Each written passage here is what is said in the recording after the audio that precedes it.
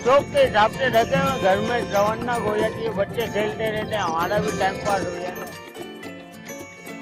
ये बेच रहे ना 4,000 रुपए का, जगह बिक जाएंगे, बंदे पालेंगे इसको, उसको उड़ाते फिर इसको लेके आते, घर में फुटफुट आ जाती है, इसको पालना पड़ता है।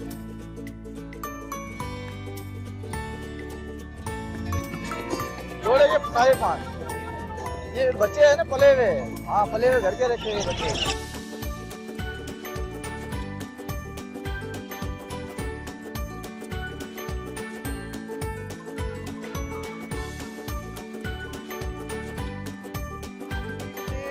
टाइम रश होता है और हालात ठीक होते तो लोग खरीदारी करके लेके आते हैं। बच्चे ज़्यादातर इसको पसंद करते हैं, छोटे बच्चे।